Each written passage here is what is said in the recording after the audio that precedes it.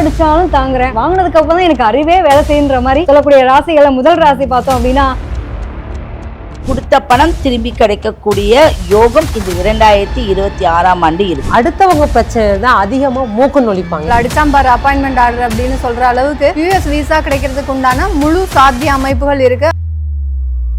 ஏமாந்துட்டோன்னு நினைக்காத, தப்பிச்சிட்டோன்னு நினைச்சுக்கோ அப்படின்னு நினைக்கக்கூடிய ராசிகள்னா யார் யார்? ஆளவிடுங்கடா சாமின்னு சொல்லக்கூடிய ராசிகள்னா யார் யார்?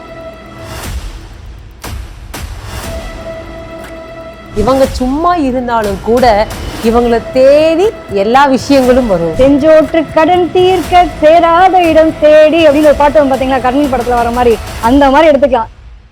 இவர்கள் இதெல்லாம் நினைச்சு கூட பார்த்திருக்க மாட்டாங்க. ஆனா மற்றவங்களை ஏமாத்தணும் அப்படிங்கக்கூடிய இவங்களும் நினைக்க மாட்டாங்க, இவங்களுக்கு மற்றவர்களும் நினைக்க மாட்டாங்க.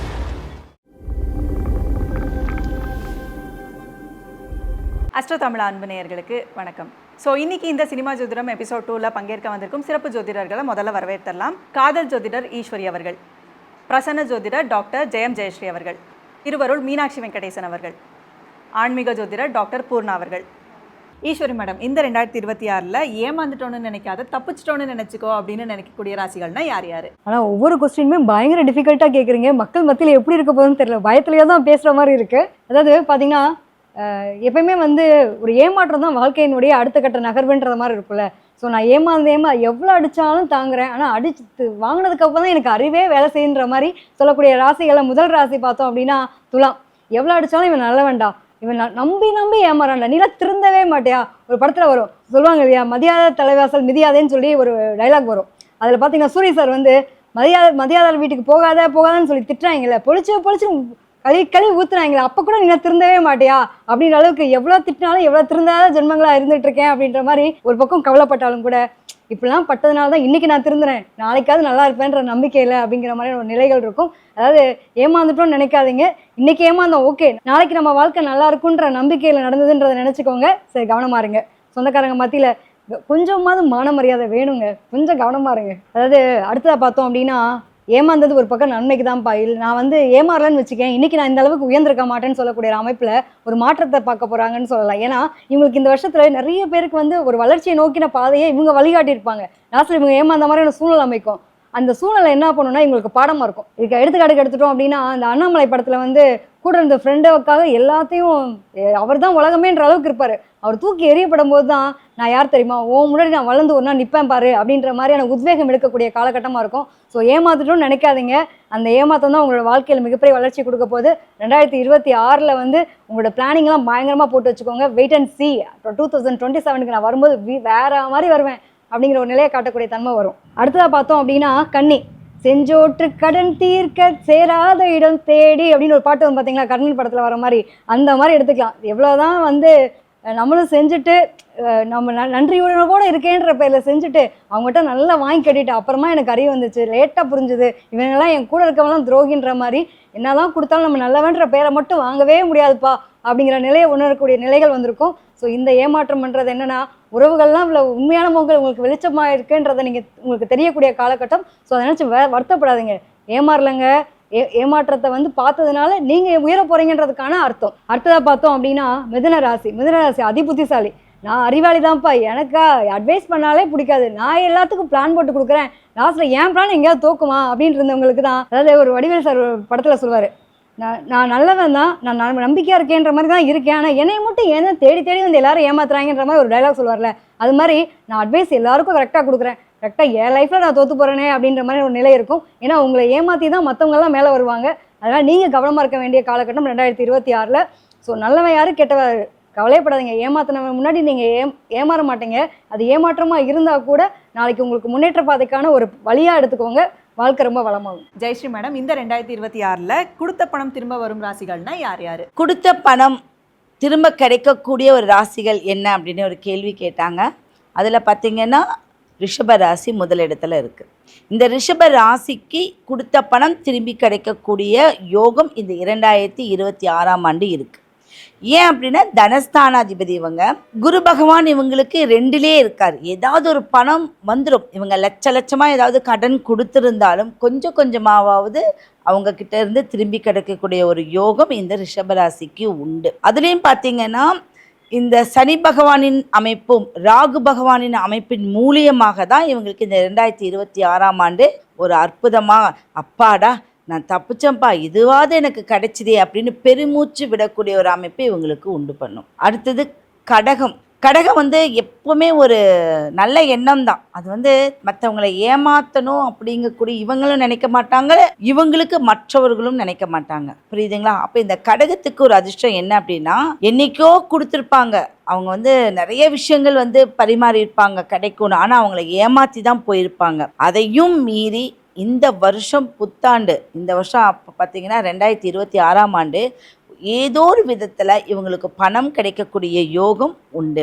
ஏன் அப்படின்னா அது எப்போ அப்படின்னா மே ஜூனுக்கு மேலே தான் இவங்களுக்கு பணம் கிடைக்கும். ஏன் அப்படின்னா அந்த இவங்களுடைய ஸ்தானத்தில் குரு உச்சமாகக்கூடிய ஒரு அமைப்பு. அப்போது இந்த அமைப்பின் மூலியமாக இவங்க யாருக்கெல்லாம் கடன் கொடுத்துருக்காங்களோ அவங்கக்கிட்டேருந்து கொஞ்சம் கொஞ்சமாவது இவங்களுக்கு பணம் வரும் யோகம் இருக்குது. அடுத்ததான் துலாம். துலாம் பெரிய லெவலில் செஞ்சுருப்பாங்க. ஏதாவது நிறைய விஷயங்கள் ஒரு நண்பர்களுக்காகவோ இல்லை தொழிலுக்காகவோ இவங்க யாருக்காவது உதவி பண்ணியிருப்பாங்க. அந்த உதவியை எதிர்பார்க்காம தான் உதவி பண்ணியிருப்பாங்க, திரும்பி வரும்னு நினைக்கவே மாட்டாங்க.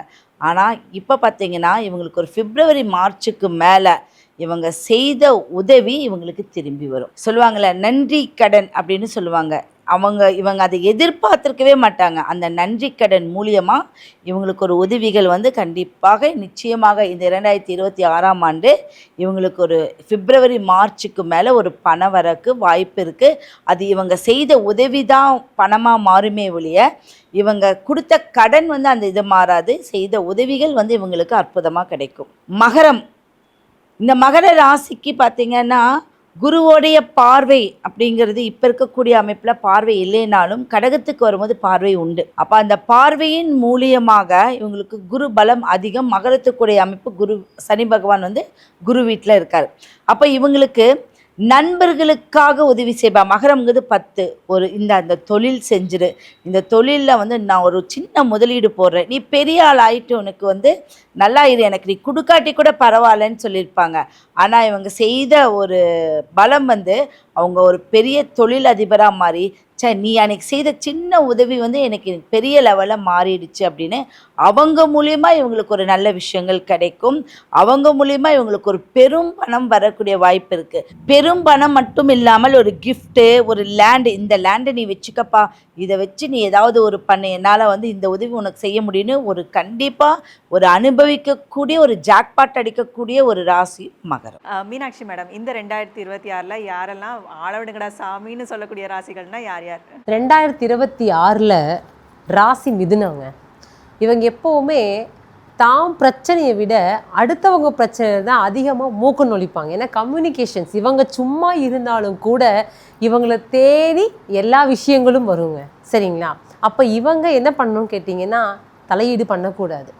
இவங்க தலையீடு பண்ணாமல் இருந்தாவே பிரச்சனைகள் குறையும். ஏன்னா 2ஆம் வீட்டில் பாதகாதி கிரகமான குரு பகவான் 2ல் உச்சம் அடைகிறார். அதனால் எப்போவுமே நீங்கள் கவனமாக இருக்கணும். அப்போ ஆளை விடுங்கடா சாமின்னு இருக்கிறது ரொம்ப நல்லதுங்க, மறந்துடாதீங்க. அடுத்து பார்த்தீங்கன்னா கன்னி. இது காலப்புருஷருக்கே 6ஆம் இடங்க. வம்பு வழக்கு கூடவே பிறந்த ராசி. அப்போ இவங்களை பொறுத்தளவு பார்த்திங்கன்னா நடக்கிறது கண்டகச்சனி. 7ஆம் இடம் சனி பகவான் இருந்தாலும் கூட இவங்களை பொறுத்தளவுக்கு எந்த விஷயமாக இருந்தாலும் அமைதி காக்கிறது ரொம்ப நல்லதுங்க. அப்போ அடுத்தவங்க பிரச்சனைகளை தலையீடு பண்ணக்கூடாது. தனக்கு அப்போ தான் பிரச்சனைகள் முதல்ல வராமல் இருக்கும். அப்போ என்ன பண்ணணும்னு கேட்டிங்கன்னா இவங்களை பொறுத்தளவுக்கு எல்லா விஷயங்களிலுமே ரொம்ப கவனமாக இருக்கணும். நடக்கிறது கண்டகச்சனிங்க. ராசி ராகு சனி பகவான் பார்த்துட்ருக்காரு. 6ஆம் வீட்டில் ராகு இருக்காங்க. நீங்கள் சும்மாவே இருந்தாலும் கூட உங்கள் பேரில் பிரச்சனைகள், சந்திப்புகள், அதே மாதிரி சங்கடங்கள் வரத்துக்கு வாய்ப்புகள் நிறைய இருக்குது. அப்போ நீங்கள் என்ன பண்ணணும், எந்த இடத்துலையும் கவனமாக இருக்கணும். அப்போ நீங்களும் பார்த்துருந்துக்கோங்க. அடுத்து பார்த்திங்கன்னா விருச்சிக ராசி. இந்த விருச்சிக ராசி பார்த்திங்க அப்படின்னா எவ்வளோ அடித்தாலும் தாங்குவாங்க. அதுக்காக அடி வாங்கிட்டு இருக்க முடியுமா? முடியாது இல்லையா? இவங்களுக்கு பார்த்திங்கன்னா 4ஆம் வீட்டில் ராகு இருக்கிறதுனால தேவையில்லாத அவப்பெயர்கள் வரத்துக்கு வாய்ப்புகள் 90% இருக்குது. அப்போ நீங்கள் எவ்வளோ கவனமாக இருக்கணும். உங்களுடைய பிரச்சனையே தலைக்கு மேலே இருக்கும்போது சொல்லுவாங்கள்ல, ஜான் போனால் என்ன முளம் போனால் என்ன நிலைமையில் நம்ம இருக்கும்போது நம்ம என்ன பண்ணணும், கவனமாக இருக்கணும். அப்போ எந்த விஷயங்களும் நீங்களும் மூக்க நுழையக்கூடாது. யாராவது பிரச்சனைகளை சொல்லும்போது அமைதியாக உட்கார்ந்து கேட்குற ராசியில் விருச்சக ராசி தான் நம்பர் 1 வரும். ஒரு அதீதமான ஒரு பிரியம் இருக்கும். நமக்கு தான் பிரச்சனை நடந்துட்டுருக்கா, அடுத்தவங்க பிரச்சனை நம்ம கேட்டு நமக்கு பரவாயில்லையேன்னு கம்பேர் பண்ணி பார்ப்பீங்க. அந்த விஷயத்துக்குள்ளே விருச்சக ராசியோட ஒரு ஓவர் திங்கிங் இருக்கும். அப்போ என்ன பண்ணணும், அடுத்தவங்க பிரச்சனை நமக்கு வேண்டாம் அப்படின்னு நம்ம பிரச்சனையே பெருசுங்கன்னு நினச்சிக்கிறீங்க இல்லையா, அப்போ நீங்களும் அமைதியாக இருக்கணும். ஆளை விட்டால் போதும்னு இருங்கன்னா அப்புறம் துண்டை காணும் துணியை காணும் ஓடுற மாதிரி ஆயிடுங்க. கவனமாக இருந்துக்கோங்க. அடுத்து கும்பராசிங்க. இவங்கள வந்து பார்த்திங்கன்னா எப்போ நிறைகுடம் தழும்பாது. இவங்க எப்போவுமே மனசுக்குள்ள எல்லா விஷயம் அழுத்தி வச்சுக்குவாங்க. எது தேவையோ, யார்கிட்ட என்ன பேசணுமோ அதைத்தான் பேசுவாங்க. ஆனால் இவங்களுக்கே இந்த பிரச்சனை ஏன்னா ஜென்ம ராசிக்குள்ள ராகு பகவான் இருக்காரு. இந்த ராகு அது இல்லாமல் குரு பகவான் உங்கள் 6ஆம் இடத்துக்கு வரப்போகிறதுனால உங்களை தேடியும் வம்பு வழக்குகள் வரும்.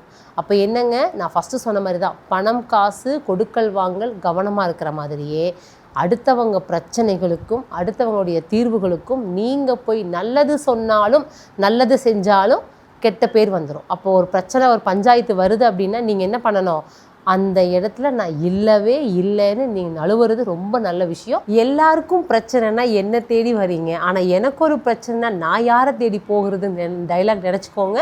அதனால் தப்பிச்சிருங்க, உஷாராக இருந்துக்கோங்க. பூர்ணா மேடம், இந்த 2026 அமெரிக்கா விசா கிடைக்க போகும் ராசிகள்னா யார் யார்?